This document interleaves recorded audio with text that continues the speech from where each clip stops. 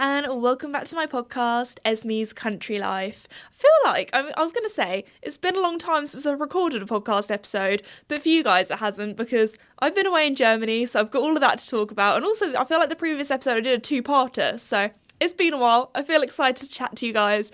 But anyway, before we begin, I just want to say a huge thank you to the sponsor of the podcast, Redpost. Redpost is an equestrian and country store based in the UK, but they ship all over the world. And also, I have some exciting news that from the 7th of July, so when this podcast goes out, it will be happening. And that is Redpost's summer sales. So if you want to check that out, then be sure to head to redpostequestrian.co.uk. Also, the summer sale is only going to be on for a limited time, so if you want some good deals, check it out soon.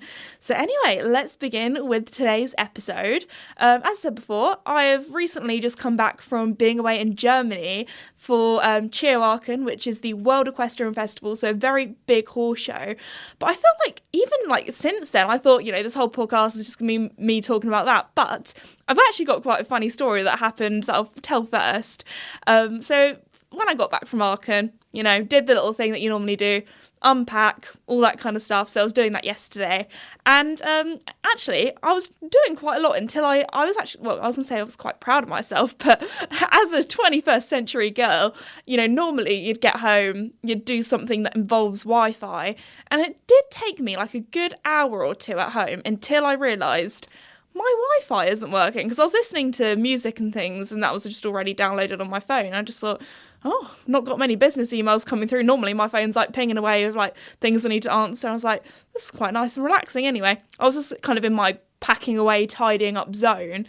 And then I went to I think I went to go and post something on my Insta or something like that. And then I realised my Wi-Fi isn't working. So I went to my little hub, checked that out. That wasn't working. Did the whole I just need to turn it on and off again. Maybe something's happened while I've been away. Anyway, found out I was going to say, do we even really say neighbourhood in the UK? Because that seems like a very American term. And I don't really know I'm not really on a street either. It's like a private road, which sounds really fancy. But anyway, basically, all of my other neighbours also have no Wi-Fi. And I thought, that's so weird. Because normally, if something goes wrong, or your internet provider or whatever, if some works are going on and you're going to have no internet connection, normally you get told. So I didn't get any text, didn't get any email. And at first I just thought, it's just mine that's gone. And then, neighbours are like, nope, no Wi-Fi. So, it felt like going home to the dark ages, really. Anyway, I was on my hack with Joey this morning.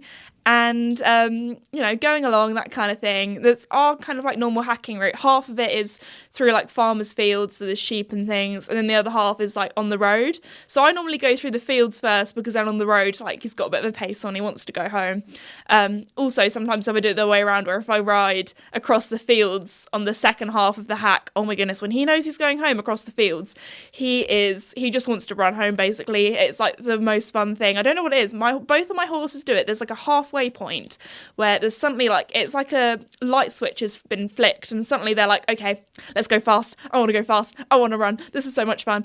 Even Casper does it. I was thinking maybe it's a Joey thing, because Joey is he's half thoroughbred and his mum was an ex-racer, so he's technically half racehorse, so you'd think he'd be a bit of a speedier boy than he is, but I feel like he definitely falls a lot more on his father's side, which is warm blood, so he's a little bit more on the relaxed side. Me and my instructor were joking about this the other day. She literally said, I feel like Joey sometimes is so lazy. He's he doesn't even bother spooking at things, which I feel like is good, because I feel like some warm bloods are known for being quite chilled, and then suddenly there'll just be one thing and they're like, whoop, crazy, wild. But anyway, because I had a lesson the other day and it was really windy, and there was this tree scratching on the top of the indoor arena roof, and if I was on Casper or any other horse, I felt like most horses would have been like, oh my goodness, what is that? When Joey was just I was just riding him, I was just on a loose rein, giving him a bit of a stretch after our session. He was just, super chilled. So anyway, I was on my hack with Joey and turned onto the road after hacking through the fields, and I was like, oh my goodness. I was happy. I was like, thank goodness, because there was all these electrical vans and things there. There was some kind of cherry picker kind of thing, and they were fixing my broadband on my Wi-Fi. So I was like, oh my goodness, yes. And then I realised I'm on a flight animal, and his hacking hacking route has been disturbed. Like, my horses, they know our hacking route so well that if, I don't know, somebody's lost a scarf and someone's like hung it on a hedge or a fence or something, they're like, that wasn't there last week, that is creepy, I don't want to go near it, no thank you. So I thought, oh goodness, what is it going to be like going past, you know, all these vans and electrical vehicles and flashing lights and that kind of thing. And then I remembered, I'm on Joey, who, like, he's oddly, like, he's such a weird horse. Like, he's either really worked up, really excited, or he is chilled out. So I thought, you know what, I'm on Joey, we'll be fine, we'll go past the van. Luckily, he was actually a really good boy. I think when there was the first, like, there was some, like, electricians or, I don't know, broadband people. Is there an official job title for that? You know what I mean? There was one guy literally, like, in the hedge. So I can't lie, I was a bit scared of that, like, and that made him, like, jump a little bit. Not, like, even like a jump. I don't think he even had enough energy for a jump. I think he just took one step back and kind of looked at him like, dude, what are you doing in the hedge? So he gave like the broadband guy the side eye. Anyway, we walked past fine. And we ended up chatting to one of the guys. And I was like, oh, are you fixing like my Wi-Fi, that kind of thing? Yeah. And apparently the reason, this is like such a country person problems, apparently the reason why the Wi-Fi is out is because the telephone wire that, you know, uses for Wi-Fi, basically, apparently some squirrels had chewed through it, and that is why I have no Wi-Fi at my house. Luckily, my parents' house is for some reason on a different sort of, you know, internet connection, so we're all good here. I'm all good, like, you know, here editing and things, but no, when I go back home, I'm going back to the Victorian times. Anyway, so yeah. And if you've been following my channel for a while, or if definitely around the time when I kind of started my cottage renovation series on my channel, I did a vlog where I think I hacked Casper around that same hacking route. And it's literally the same area where I saw the squirrel. There is a squirrel that it's not even my pet, I can't really call him my pet, but he's like my little friend that I see every now and again, and his name is Albino Bill because he's an albino squirrel, and that's how I know it's the same one, because albino squirrels are obviously quite rare. You don't see many sort of white squirrels kicking about the place. And there was this, I actually haven't seen Albino Bill for a good few months, so you never know, it might have not been him, but in my heart I kind of hope it was him. I'd rather it be him than some random squirrel. But I'm quite fond of Albino Bill. Anyway, also, I remember when I first put that vlog out, or when I first put, like, I put a little trailer on my Instagram, the amount of people that criticised me for the way I pronounce albino, because I think in America, you guys say albino, or maybe, like, in Canada as well, or, like, other countries. But in the UK, I swear, you say albino. And the amount of people, I just remember just all the comments were about my pronunciation of albino. So there we go. You know, we say zebra, not zebra. I feel like there are some little fun things like that, which is so, I love like different not languages, different accents. So anyway, yeah, Albino Bill might have been the reason why I don't have Wi-Fi. That is a strange sentence to say, but there we go. But yeah, that's my little Wi-Fi story. Hopefully it's back soon. Hopefully the guys have fixed it by the time I get back home this evening, but you never know. It's fine. I actually had a really peaceful night last night. I had pizza for dinner because I was like, didn't feel like cooking that evening. I just really wanted like a wholesome kind of meal. Anyway, and I read my book. So I just sat on the sofa eating pizza and reading my book. And it was quite peaceful, actually. Had no notifications coming through on my phone because where I live, there is no signal at all. So I was like, oh, this is bad if there's some sort of emergency, because I have no signal on my phone. Not even my neighbours have Wi-Fi or signal either, because I do have a landline phone. And the reason why I got a landline phone, which again feels like such an old thing to do now, because I remember we have a landline phone at my parents' house, and we have this joke that if anybody rings, it's either the grandparents or it's some sort of like scammer, like trying to scam you. I don't know if anybody else's landline phone is like that as well. I don't know. But yeah, so anyway, yeah, if anyone tries to ring us on that, that's that. But yeah, I thought, I'll get a landline phone, so at least if, you know, something happens, I'll still have, you know, a phone to call in an emergency. no, that's connected to the telephone wire that's gone. Obviously, maybe if I had Wi-Fi, then it'll be all right. But yeah, it's literally like a dead zone. Something awful could happen, and all of my neighbours, we wouldn't be able to call 999 or anything like that. So let's hope nothing bad happens. But oh no, I feel like I've jinxed it now. But no, hopefully the Wi-Fi should be fixed by the time I get back. But it was actually very peaceful. I do try to like not go on any of my socials or business emails or anything like that when I am at the cottage. I kind of tried to have it as my kind of relaxing place, my kind of work-life balance. But no, it was quite peaceful. It was a little bit lonely because I couldn't text any of my friends or like, you know, chat to them or FaceTime them, so that was a bit sad. But apart from that, it was nice. I even thought, I'll on my iPad or something, I'll have some things downloaded on Netflix, because normally when I travel I download stuff on my iPad so I can watch it without Wi-Fi. They'd all expired, they'd all gone, so I didn't even download anything for Germany. But there we go. Anyway, on to my trip to Germany. We actually drove, which to some people you might be thinking, oh my goodness, Esme, that does not sound like a good, sensible idea.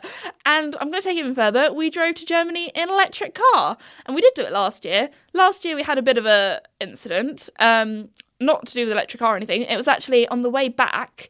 We were at, I should probably explain this. Basically, to get from, you might be thinking, oh, you know, the UK is kind of like an island, and then there's the rest of sort of mainland Europe. There's a bit of water in between there, you can't really drive across the water.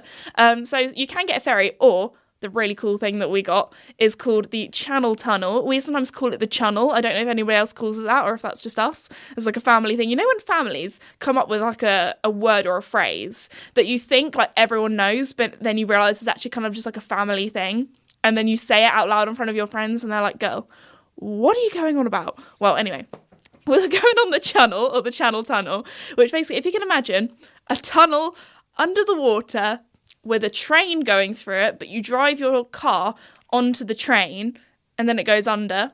It's quite cool. I remember the first time I went on the Channel Tunnel, I was 5. I was with my dad and we went to Disneyland as like a cute little dad and daughter trip away, because I think Max was quite young. Max would have been like 2 at the time, I believe, 2 or 3. And I think my mum was like, this 5-year-old is wild. She needs to just get her out of my hair. So my dad was like, I'm going to take her to Disneyland. So me and my dad had a fun trip away from my brother, who was probably a screaming baby child at the time. Left my mum at home with him, which sounds quite mean. But anyway, Max wouldn't have remembered the trip anyway. He was so young. But I remember because I feel like not many, I don't know, if this maybe nowadays you wouldn't really get stopped for this, but back then, I feel like not many dads would just like go on holiday just with their daughter on their own. Like normally, like when parents go on holiday, you know, there's a mum and a dad. But anyway, so my dad took just me, and I remember getting stopped at border control and them asking me loads of questions because they thought my dad was kidnapping me. Because anyway, I also remember having a pony magazine and reading that in the car on the way there. So there we go. But yeah, that was a very fun and cute trip to Disneyland as a kid. I do remember being really scared of the Rainforest Cafe though. I was that sort of age where you kind of get scared of really weird things, and I remember being really scared of the Rainforest Cafe and them having like all these monkeys, not monkeys, but like people dressed up as monkeys, and I thought they were gonna like kill my dad or eat my dad for some reason. So I remember being really scared. I wasn't scared for my life, I was scared for his. So we went and ate at this different restaurant, which I remember it was really strange. It had like a frisbee, and you would literally have like chips and a burger, but it was, your plate was a frisbee and you got to keep the frisbee afterwards. And that was like our family frisbee for a good, like I want to say like at least 10-15 years. We might even have it in the old shed. But it's funny how like little trips like that, or little parts of your brain just remember really oddly specific things like that. But they're like the 2 main things I really remember from Disneyland. And I also remember getting pins and needles for the first time and being like, I think I've got sand in my shoe. And I was like, no, there's no sand in there. I was like, but it feels like I'm walking on sand, and that was when I had pins and needles for the first time. So I feel like the 5-year-old brain does remember some really interesting things. Anyway, back to the channel, back to the journey. But yeah, the reason why our journey was so bad last year coming back was because for some reason one of the carriages on the train on the channel got stuck, and we were waiting at Calais for, I want to say like 5-6 hours. I was fine. I slept the whole time. I actually really wanted to stay up because my dad and my brother were watching, I think it was the British Grand Prix that was on, and it was the one that was really good last year. If any F1 fans are listening, it was a really good one last year, and I'm an F1 fan. Like, I think I had to watch it and repeat because I just could not keep my eyes open. I was so tired. I remember, like, falling asleep and then them shouting, like, oh, and then me, like, waking up and then watching the, like, overtake or, like, the really good part and then falling asleep again, which probably is, like, kind of like a good way to watch Formula 1, if I'm honest, most of the time. Anyway, yeah, we had a good journey there. All easy charging. Like, when we charge, normally, literally, like, the time it takes us to stop off, like, I think the normal charger that we go to is one that's near Brussels in Belgium. So, yeah, literally, the other day, drove through 5 different countries because we had England, obviously, France, Belgium, Netherlands, Germany. There we go, 5 countries in one day. That's pretty wild when you think about it. Anyway, so yeah, the stop at Brussels was at a hotel. So went and had a wee, I had an orange juice. My dad had a coffee. Friend lady had an orange juice as well. And then by the time we finished our drinks, had a wee. Car was charged, ready to go, which normally you'd stop off anyway, to be honest. And then on top of that, you'd have to stop for petrol as well. So technically, sometimes I feel like it's a bit quicker. So anyway, drove down, had another stop off where my dad had a nap. Me and my friend Lydia went shopping in this shopping mall, and it was great because I think I can't remember if this was it was in Belgium where we stopped off. It was like the border between Belgium and Germany. So the drive isn't actually that long. I think from Calais to Aachen, it's actually like 4 hours, 5 hours, and then like an extra hour or 2 in England for us to drive to the Channel. It's not too bad, really. So yeah, and then also where it is in Germany, it's like the closest part of Germany to where like the UK is. That's the best way to describe it.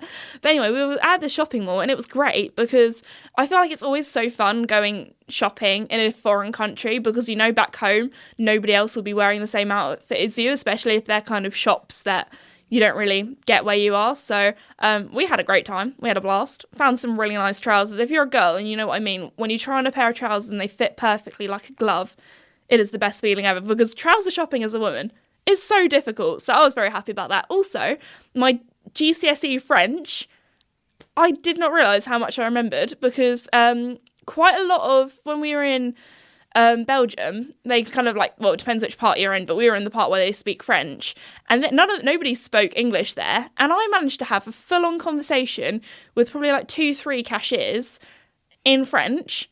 And it was great. I felt so proud of myself. You know, I was representing Team UK when most of the time, feel like us British, if we go on holiday, we don't even bother even learning how to say like please and thank you in the language. So, yeah, I had a full-on conversation in French to this lady about getting cookies, and she was like, oh, do you want, I won't say it in French because I will definitely butcher it, and there'll be people that speak French listening to this that'll be like, girl, why are you so proud of yourself? But, yeah, she was like, do you want more? And she was like, if you buy 6, you get them all for €7. And I was like, yeah, great. Can I have all of them in chocolate? She was asking me all the different flavours. And yeah, I managed to say it all in French. I was very proud of myself. Anyway, now actually to the horse show. So we arrived on the Tuesday evening. We probably could have got there earlier, but we did have 2 hours in the shopping mall. My dad had a nap and me and Lydia were very happy shopping away. And then we got ready, and I was very kindly dressed by Stella McCartney, which is still wild to say. So that was really cool. If you haven't seen the pictures online, I was wearing this really beautiful full-length dress, which was like a sheer kind of blue material, and then it had loads of like little sequins on. And that was so cool. Very, very pretty. And then there was like the red carpet there. And I actually have quite an well, it's definitely not a story a normal person would tell. Like, I remember telling my boyfriend this story. I was like, girl, that is just wild kind of thing. So anyway, me and my friend Lydia, we, because she was like, oh, do I walk the carpet with you? Like, you know, I'm kind of like here as a friend and to kind of help you do some photography and that kind of stuff.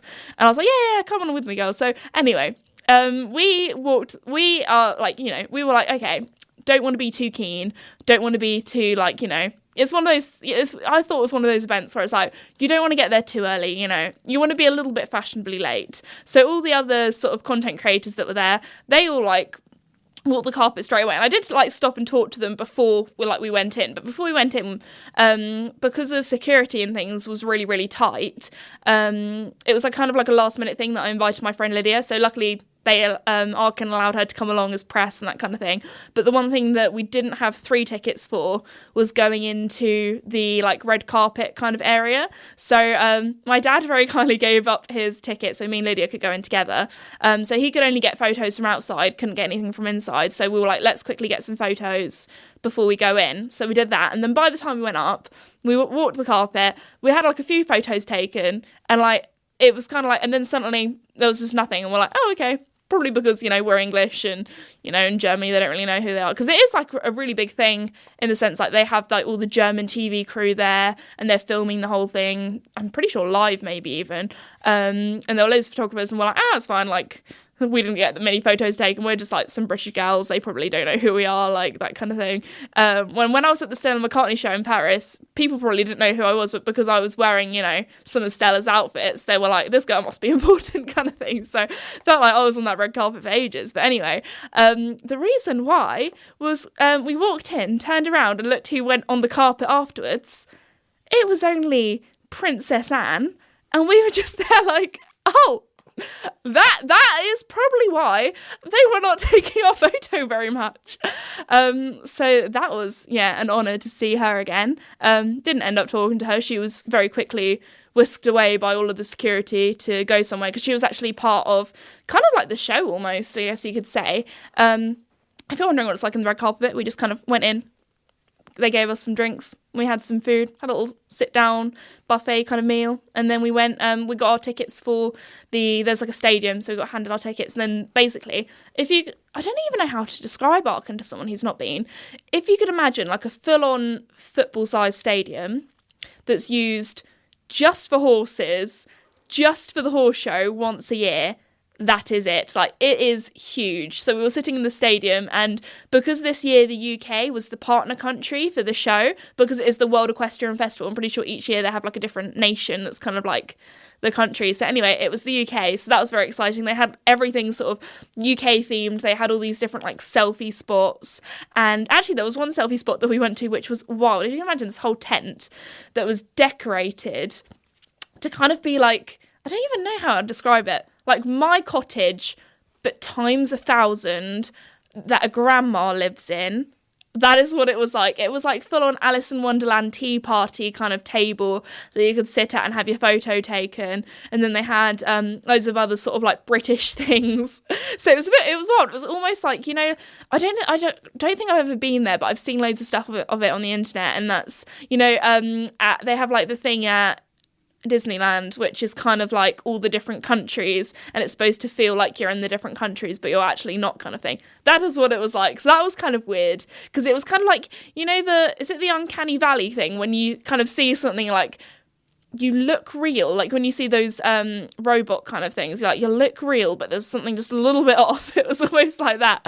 I don't know, because it wasn't quite like real because all like the food wasn't real and things. Anyway, so that was really good fun. But yeah, they put on this whole show kind of for the opening ceremony. If you can kind of imagine the opening ceremony kind of like for the Olympics, but obviously not as high budget, but it was still absolutely incredible. It was wild. They had loads of like really cool stuff going on. So they had loads of horses doing things like carriage horses. There was lots of music. They had the household cavalry, but then they had some other things. And do you know what, as a British person, it was really interesting seeing what people think when they think of the UK. So they had lots of different, they had like Queen songs, they had like loads of like famous songs, they had Coldplay songs, they had other kind of UK like famous songs anyway, but also they had all these like, I don't know how else to describe it, but loads like drama kids, I think from a local drama or art school, and they were all like dancing around and things. So they had was it like Oliver Twist or like Mary Poppins, they all dressed up as, but they also had Alice in Wonderland, and I can't lie, some of the costumes looked a little bit creepy,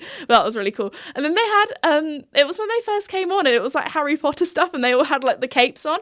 I don't know what it was, but it just made me laugh. It just made me laugh that that's what people think. They think UK, Harry Potter, and Alice in Wonderland. But then they also had one scene which was beautiful. Like, they all had umbrellas and it was raining. And I was like, yep, of course, English rain. That is going to be a big part of our nation. But no, it was good fun. I'd be interested. What would they have for like the US thing? Because sorry, I've been thinking about the US quite a lot today because it's 4th of July and I can just imagine like them having loads of eagles come out. I'm trying to think of what they'd do for other nations. Anyway. It was interesting. It was good fun. It was funny. But yeah, that was the first evening. Then the other days, they kind of had like a mixture of the best way. Actually, do you know what? I'm going to try and describe Aachen, but compare it to different UK shows. So they have the big stadium, which is kind of not like any other show, really. I guess it could be like Hicksted cross with the London International Horse Show, maybe, because Hicksted's on grass, but then the London International Horse Show is like a big kind of indoor arena. And then it's kind of also like if you added badminton and Burley in there, like the 2 5-stars, even though the cross country is a 4-star, but still it's very impressive. So there's like a full-on stadium for show jumping. They have a full-on stadium for dressage as well. And then all the warm-up arenas. And then like a whole field/paddock just for the riders to give their horses a bit of a leg stretch and a ride around. And then a full-on like shopping area. Like when I tell you this place is huge, like I was tracking all my steps every day and I did a lot of steps because it was kind of like, you kind of had to rush from like, we were like, okay, there's Charlotte du Chardin on now for the dressage and Lottie Fry, and then we had to run over to the show jumping where there was like Ben Mayer, Scott Brash, Harry Charles all competing. It was kind of like rushing around to each thing. Also earlier on in the week they have vaulting and they also have lots of carriage driving as well. That's really cool. I always really find it really funny because my dad he's not horsey. Well, I say not horsey. He's become horsey since working with me and, you know, raising me as a child, I guess, but he always forgets what driving's called and always calls it the chariot racing, and it honestly makes me laugh so much because I think of like, you know, these gladiator kind of chariots. To be fair, we had a good laugh the other day. It was on the way home, I was tired and I couldn't remember what the Channel Tunnel was called and we were trying to track how long it would take for us to get back home, and I just said, how long do you think the underwater train will take us? And my dad was like, the underwater train? Sounds like something from like some kids' TV programme. But anyway, yeah, I got taken the mick off quite a bit for that, calling it the underwater train. But there we go. But no, we had a really good fun. So there were some evenings where we finished like really late, like we were probably not in bed until like midnight, 1 o'clock, because the show went on quite late. But then there were other days where we had a bit of an earlier finish because there were like, there's quite, you know, with shows there's quieter days, busier days, that kind of thing. So anyway, on one of the quieter days we went to, there's this restaurant that we go to every time we go to Aachen, which is like a 10-minute walk away from the sort of media hotel that we stay in. And anyway, it's really funny because I don't even know how to describe it. If you can imagine like some suburban kind of, you know, just some like normal residential area in a German town, but then one of the houses, like the front of it, is kind of made into a restaurant, and there's really nice outside seating, because obviously the show's in June, July, so the weather's always really nice. But what's also really interesting is that nobody there really speaks English very well, so we always kind of like, to be fair, the first time we went, we were just like, that looks good, and just pointed to something on the menu, we're like, yeah, we'll have that. And then this time, or last time actually, I think the second time we went there, we went to this restaurant a lot, if you can tell. I didn't realise how good Google Translate is. Like, you can literally take a picture of it on your phone and it comes up with all the text like in English, so that's really cool. So yeah, we ordered our food, we had a great time. Actually, to be fair, the second time we went, there was a really lovely waitress and she spoke fluent English. She was really good. I always feel so bad when I go to a different country and I can't speak their language.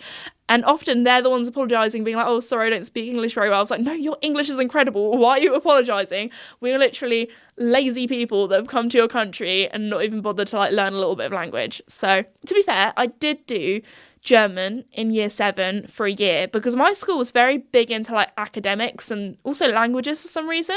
So when you started in year 7 at my secondary school, you would do of course you do English.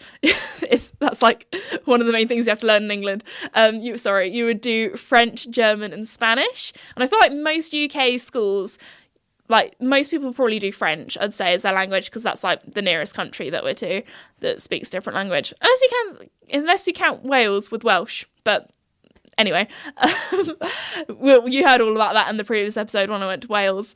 But no, I actually did French and Spanish from the ages of 11 all the way up to 16. So that's why my French wasn't too bad. I did do better in Spanish, GCSE, than French. Got an A in French and an A star in Spanish. So there we go. Call me a linguist. No, I'm not actually that very good. I know enough that I could probably listen into someone's conversation in a different language. Or like I find listening really easy and reading really easy, but actually speaking it and remembering the words, that's where I struggle a little bit more. But anyway, yeah, we had a really great time at Aachen, especially as it's just so huge. Cross country day was a bit on the wet side. We had beautiful sunshine the whole week, and then yeah, cross country day was a bit wet, but you know what? I feel like it made it for the content that we got. It made it feel a little bit more gritty, a bit more powerful. And to be fair, I actually stayed pretty dry a lot of the time, although my umbrella, it was quite windy as well, so my umbrella was a little bit on the fragile side. It's lived a hard life. So one of the, you know, on umbrellas, there's like the little pop-up kind of bit. One of the pop-up bits had snapped or broken, so it wasn't as strong as it once was. And I think the wind blew or something, and I think I might have got told off by quite a few people in German on cross country day when my umbrella might have accidentally poked them, which I felt so bad about. But the thing is, me and Lydia, we obviously looked like locals. I mean, me with my fair hair and pale skin, but we kept being talked to in German. But because we don't speak German, we didn't really, especially if you're not direct eye contact with someone, we didn't realise that we were the people being talked to. So there must have been these German people that thought we were being so rude by just ignoring them. And then when we actually realised that they were talking to us, we're like, oh, we're so sorry, we speak English. Or like when I bumped people with my umbrella, there was this one lady that kind of it felt like she was shouting at me, but she kind of was like grumbling, and I was like, oh, I'm really, really sorry. And I moved out of the way. But I kind of had to be under my umbrella to make sure that all the camera gear and stuff stayed dry. Are you watching Reels? My dad just opened up his phone and really loud music started playing. I did that in the media centre actually when we were in Aachen, because I was trying to listen. You know when you post a video and it's not got any. It's just got the natural audio. You know what I mean, like the original audio file on it. So, and I was trying to listen to it to make sure that I didn't talk on it, because sometimes I'll be doing a video and I'll be like, oh, that was a bit shaky, I'll just talk to myself, or oh, my hand's really shaking, and I'm like, oh. Anyway, so I was listening to it to make sure that I wasn't just talking over the top of it before I put it on my story. And anyway, it was on full volume so I could hear, and I was listening to this outside. Anyway, got in the media centre, opened up my app, and then boom, loudly, there was this really loud music where somebody's I think it was something because the Barbie movie is coming out. I think it was Barbie Girl really loudly playing on somebody's video that just came up at the top of my Instagram feed, really loudly. So that was embarrassing, especially as they're probably who is this British girl that's just here in the media centre. But no, I love the media centre. There are so many photographers that I see at every single show, and we're best buds and always chat and catch up and that kind of thing. It's a nice little camaraderie meeting up with anyone. But yeah, that was kind of our trip to Aachen, really. Oh yeah, the way back, you'll be impressed with how quickly we got back. Also, we did not speed, not at all, just saying. That makes it sound like we did. But we were so lucky with the traffic. We were at first worried that we were going to have a bit of a horrendous journey getting back, because one of the photographers that we're good friends with, Ellie, every time we're at a show with her, it's become a thing now, that when we're going home, she always says, ooh, is your journey back going to be okay? Because X, Y, and Z has happened. When we were in Geneva for another Rolex show, she was there and she was like, oh, have you heard? All the planes being cancelled because of the snow. And we got stuck in Geneva or in Switzerland for an extra 48 hours. So we were thinking, Ellie, no, don't bring, please do not bring the bad news on us. Do not tell us, because there's obviously a lot of riots going on in France. And we were worried that there would be blocking motorways and things. And we thought, oh goodness, how are we going to get back? Luckily, we got back really, really quickly. So we left the horse show Saturday, 2 p.m. And then we got back at my house 7:30 p.m, which I'd say, to drive through 5 different countries and go on the underwater train on the Channel, I'd say that is pretty impressive. If you said to someone in Australia or America, oh yeah, I'm just going to drive through 5 countries in an afternoon, they'd be flabbergasted. But some people have to drive like that many hours just to get to the supermarket kind of thing. So no, we were so lucky with traffic and so lucky with our journey as well. So overall, it was a really good trip. So another kind of exciting thing that I've been up to lately, which is again very wild to say, I feel like I've been up ever since I've started this podcast. I feel like there's just been so many really cool things and opportunities that I'm very, very grateful to talk about, to say. But I feel like, you know, this is not something your average person kind of like goes on about. But anyway, I was very, very luckily and very fortunately invited to the Penguin and Puffin kind of garden party. So if you didn't know, my book, The Starlight Stables Gang, is published by Penguin, or Puffin, which is kind of like the kids' version. Actually, I think it was a garden party for Puffin and Ladybird. Ladybird's also like a sister company, I guess, and they do like the really, really small children, kind of like baby books, when Puffin's more like children's books, if that makes sense. So anyway, that was really cool. So if you could imagine, I think it was like kind of like the garden near where Westminster Abbey and Big Ben and everything is. It was there, so literally from the garden you could see almost Big Ben. So that was pretty wild. That was really cool.